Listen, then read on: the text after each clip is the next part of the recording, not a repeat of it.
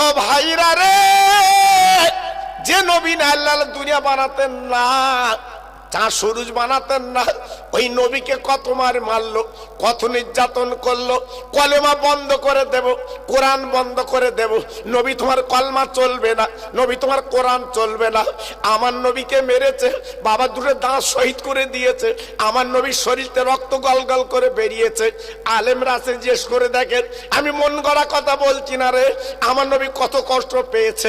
জিবরাইল বলেছে, হুজুর একটু বদদোয়া করেন, ওদের আল্লাহ উজাড় করে দিক, ওদের আল্লাহ নিপাত করে দিক, ওদের আল্লাহ ধ্বংস করে দিক।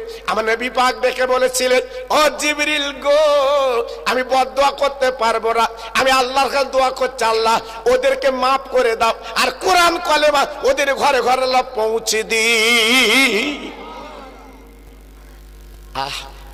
কোন নবীকে পেয়েছি বাবা? হ্যাঁ, দয়ার নবী, রহমতের নবীকে পেয়েছি। আজকের জীবনটা তৈরি করতে পারলাম না, আর যে নবীকে পেয়ে আজকের জীবনটা ধন্য করেছি, সেই নবীর ভালোবাসা আজকে আমাদের বুকে নেই। কোথায় যাচ্ছেন বন্ধু? ফিরে আসেন, একটু চলে আসেন, আল্লাহর কাছে চান, আল্লাহর কাছে বলুন। যেহেতু কোরআন পাকে বলা আছে, ফাযকুরুনি আযকুরুকুম ওয়াশকুরুলি ওয়ালা তাকফুরুন। বান্দা, তোরা আমার স্মরণ কর, আমি আল্লাহ তোদের স্মরণ করব। এটা জোরে চিল্লে বলুন সুবহানাল্লাহ। আর একটু জোরে বলতে পারলেন না?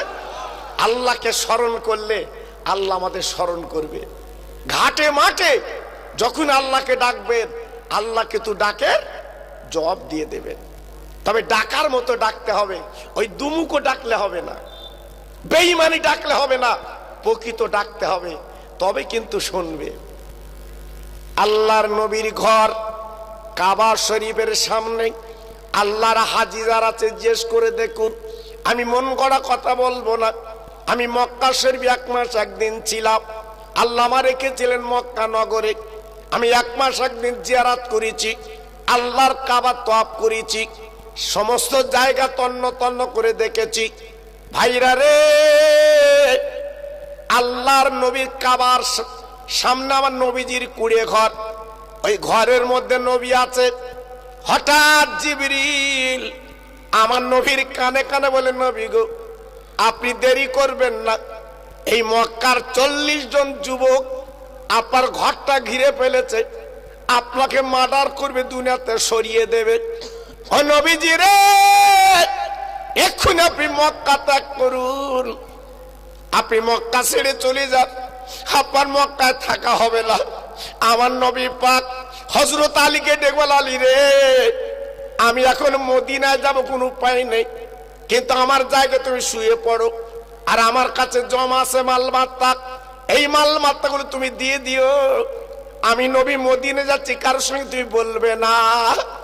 আমার নবী পাক বললেন, ও জিবরিল গো, আমি কেমন করে পার হব? সব তো ঘিরে ফেলেছে, 40টা তরুণ তাজা ছেলে। ও ভাইরা রে, আল্লাহ যাকে বাঁচাবে দুনিয়ার কেউ মারতে পারে না।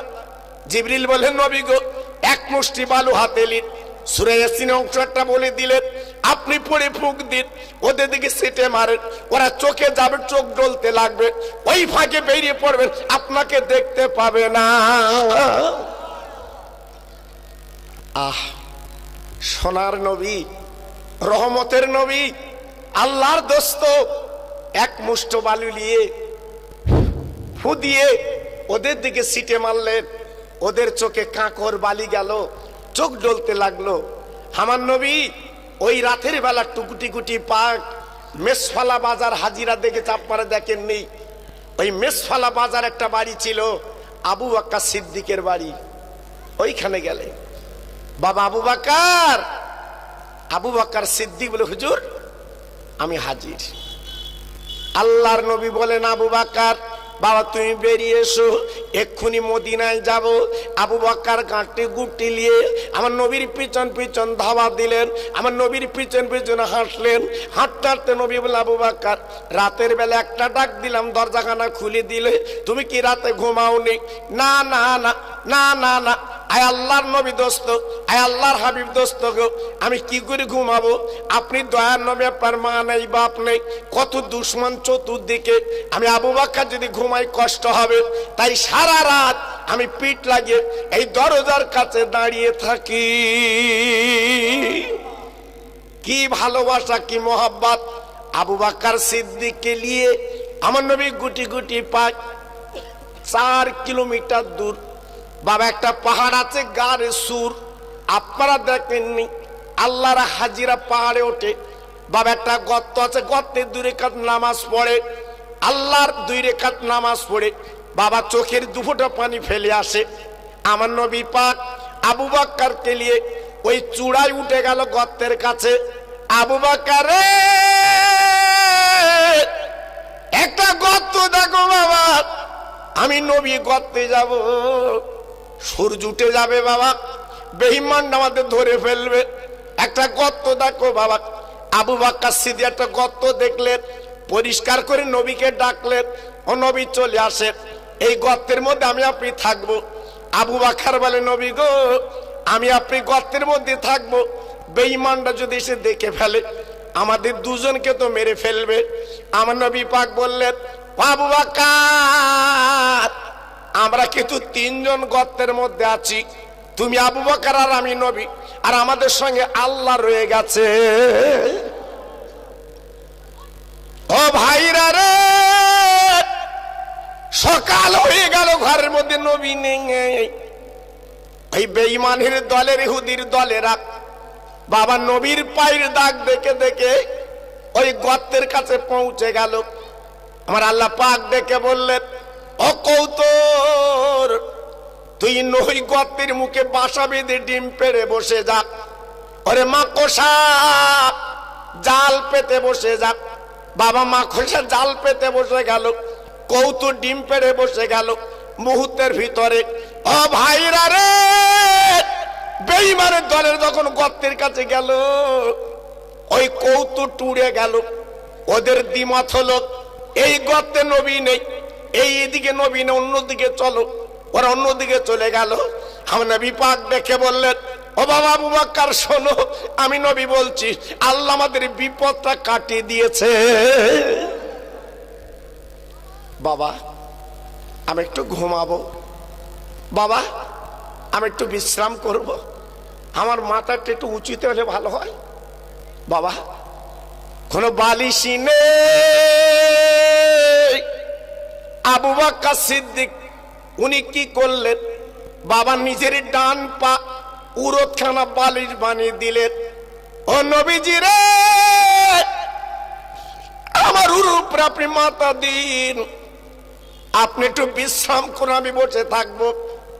আমার নবী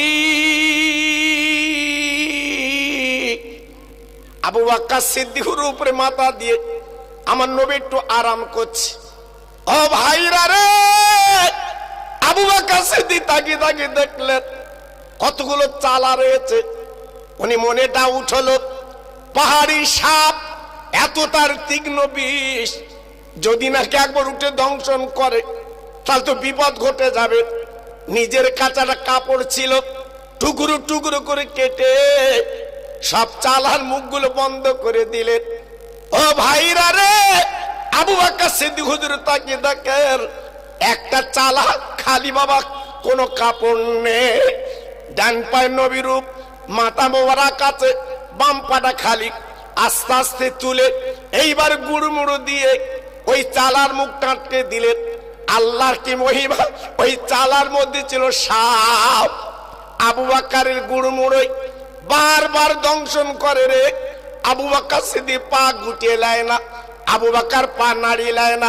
আবু বকর বলেছিলেন, ও সাপ যত পারি দংশন কর, আমি আবু বকর পা নাড়িয়ে নেব না।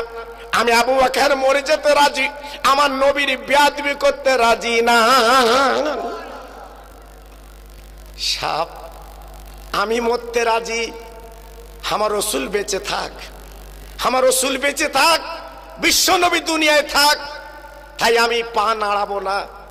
আবু বকরের চোখ দিয়ে হাদিসের কিতাবে বলা আছে 2 ফোঁটা পানি আমার রাসূলের মুখে পড়ে গেল। আমার নবী পাক গরম পানি, সঙ্গে সঙ্গে নবী পাক জেগে বলছে, আবু বকর তোমার চোখ ছলছল করছে কেন বাবা?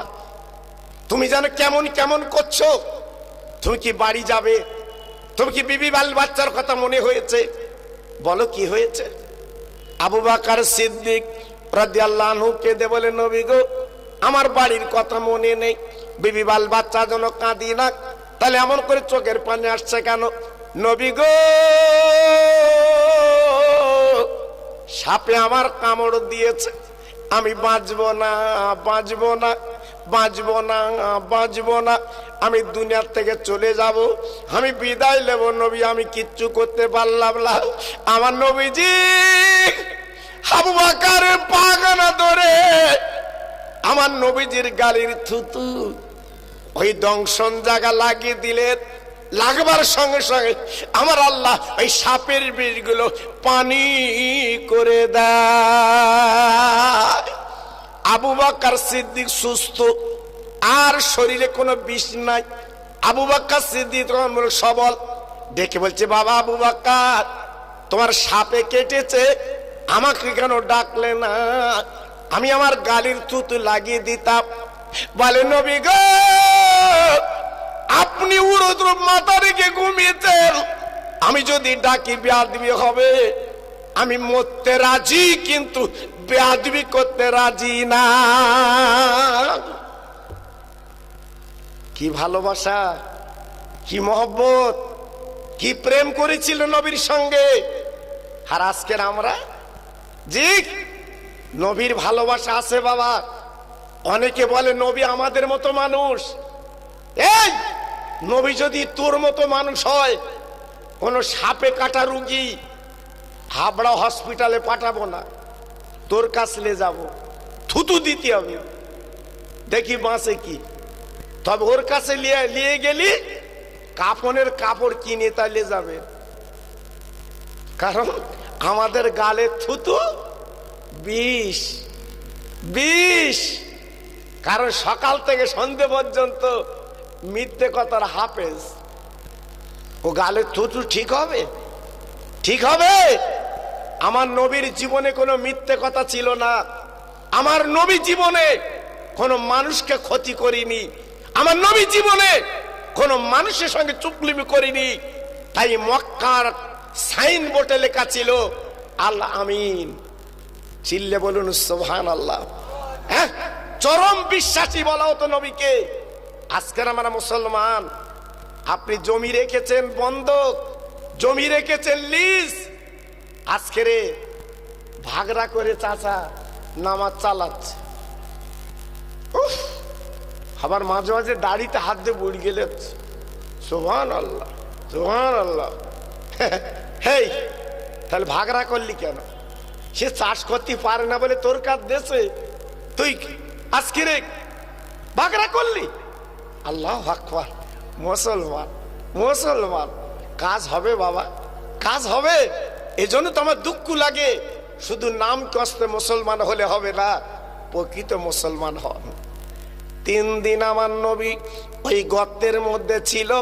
আবু বকর সিদ্দিক সুস্থ হয়ে গেলেন। কিছুক্ষণ পরে ওই চালা থেকে সাপ বেরিয়ে পড়লো। কেতাব এসেছে ওই সাপ আমার নবীর সামনে দাঁড়িয়ে যায়। ও ভাইরা রে, বিশ্ব নবী প্রশ্ন করে রাপরে, আমার আবু বকরকে কামড়ালি কেন বল? সাপের জবান খুলে গেল।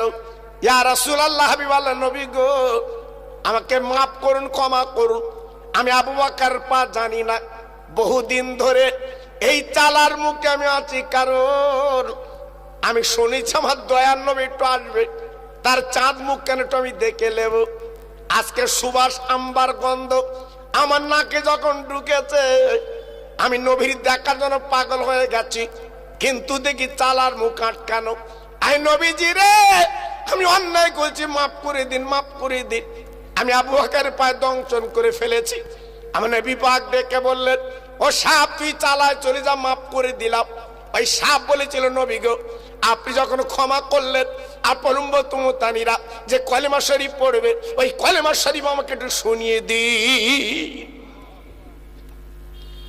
আহ, তীক্ষ্ণ সাপ, বিষধর সাপ আমার নবীর কাছে কলমা শুনতে চাচ্ছে। তাহলে কোন নবী ভেবেছেন, কোন নবী চিন্তা করেছেন? সেই নবীর আদর্শ আজকের ভালো লাগে না। 3 দিন পরে আমার